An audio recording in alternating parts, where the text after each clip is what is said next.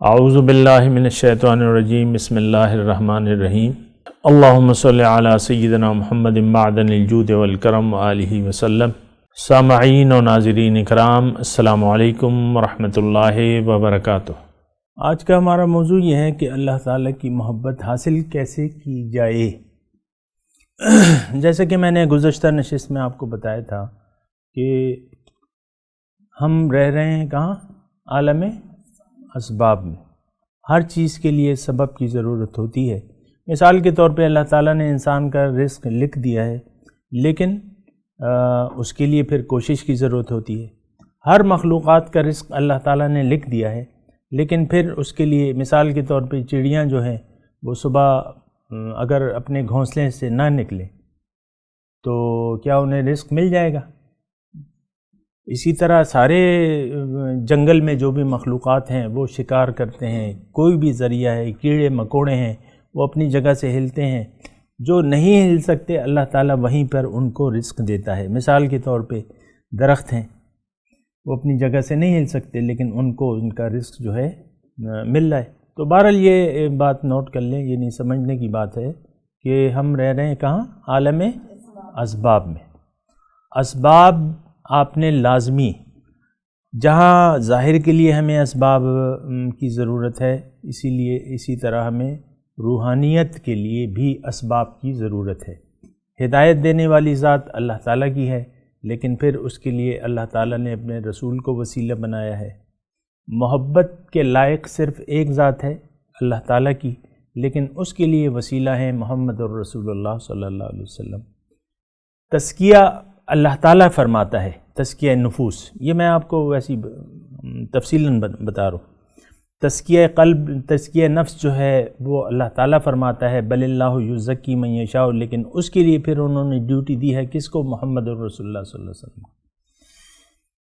اطاعت کے قابل ایک ذات ہے اللہ تعالیٰ کی، لیکن اس کے لیے پھر اللہ کے رسول کی اطاعت جو ہے وہ لازمی ہے۔ یعنی آپ نے بندے کی اطاعت انسان کی اطاعت کرنی ہے، انسان سے ہدایت لینی ہے، انسان سے آپ نے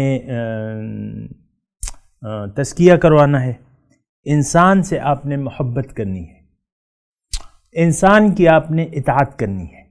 یہ ساری باتیں نوٹ کر لیں۔ انسان یعنی آپ نے حالات کے رحم و کرم پہ اپنے آپ کو نہیں چھوڑنا کہ جب اللہ کی مرضی ہوگی ہو جائے گا، جب ایسا ہوگا۔ بھئی اللہ تعالیٰ نے تو قانون بنا دیا ہے، اب آپ کا ذمہ داری ہے کہ آپ ان اسباب کو معلوم کریں اور پھر ان اسباب کے طریقہ کار پر عمل کریں۔ اس سبب کو ہدایت چاہیے، وہ آپ کو ملے گی حضور صلی اللہ علیہ وسلم سے۔ محبت اللہ کی چاہیے، وہ آپ کو ملے گی حضور صلی اللہ علیہ وسلم سے۔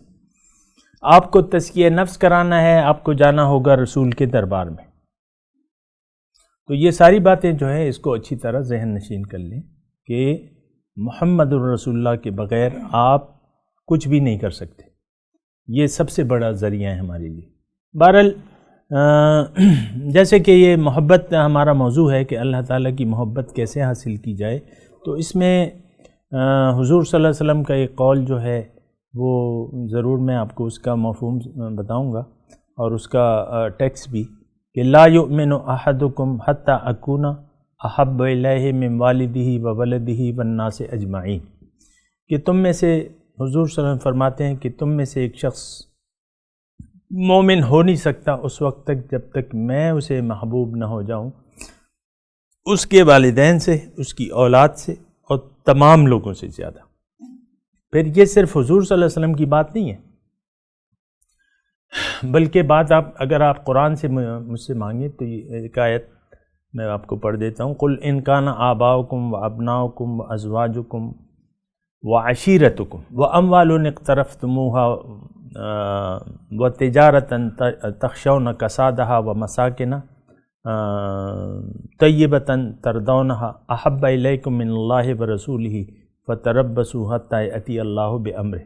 اللہ تعالیٰ فرما رہا ہے کہ اگر تمہیں ساری چیزوں سے زیادہ، اس کا میں خلاصہ آیت کا بیان کروں، ساری چیزوں سے زیادہ اگر تمہیں میں محبوب نہ ہو جاؤں تو تم پھر عذاب کے قابل ہو۔ یعنی اللہ اور اس کے رسول اور اس کی راہ میں جد و جہد، یہ ساری چیزوں سے ہمیں پیاری ہونی چاہیے، اگر نہیں تو پھر ہم اللہ تعالیٰ کے عذاب کے قابل ہیں۔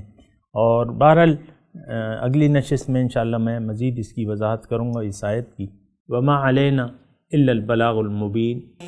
مولاي صل وسلم دائما ابدا على حبيبك خير الخلق كلهم